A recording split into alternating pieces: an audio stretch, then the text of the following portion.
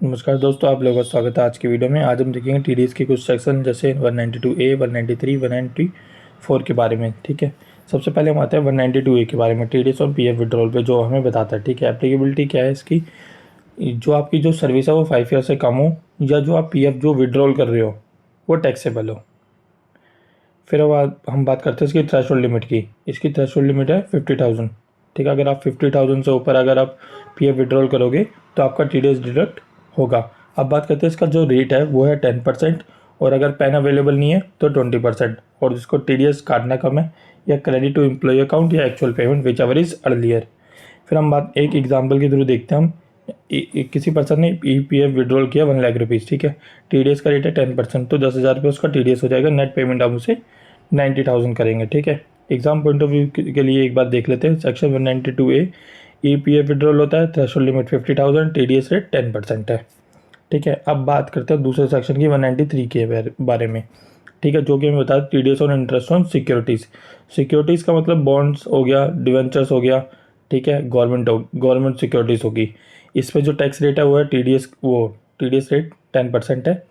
फिर हम बात करते हैं इसकी टाइम ऑफ डिडक्शन क्या होगी, क्रेडिट टू पे यू अकाउंट और actual payment which ever is earlier.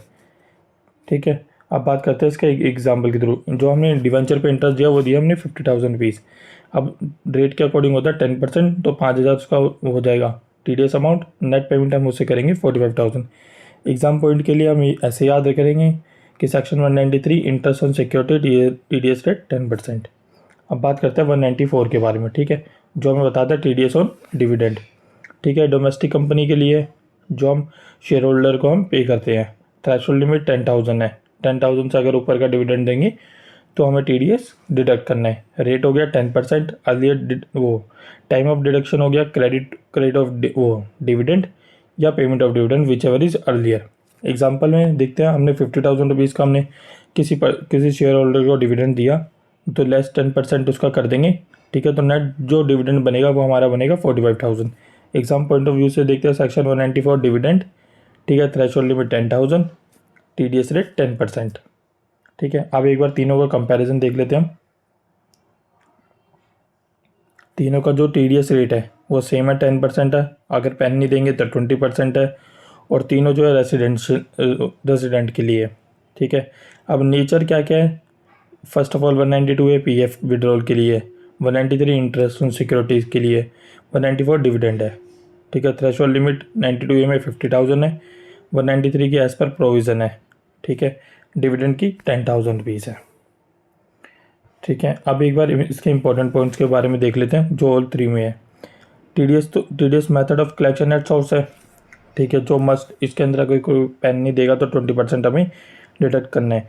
TDS deposit करना है विद इन ड्यू डेट के अंदर। ठीक है, और हम जो टीडीएस काटेंगे उसके लिए फिर हमें फॉर्म 16 भी अलॉट करना है। अब ड्यू डेट जो होती है इसकी एवरी मंथ होती है। ठीक है, 7th को हमने जमा कराना होता है, लास्ट मंथ का। और जो मार्च वाले टीडीएस की होती है वो होती है 30 अप्रैल। अब इसमें हमें फॉर्म कौन से देने होते हैं, जब अगर हमने टीडीएस काट लिया तो फॉर्म 16 आपको इश्यू करना है, फॉर्म 26Q में रिटर्न आपको फाइल करनी है, और फॉर्म 26S में आप अपना टीडीएस जो आपका डिडक्ट हुआ है वो आप देख सकते हैं।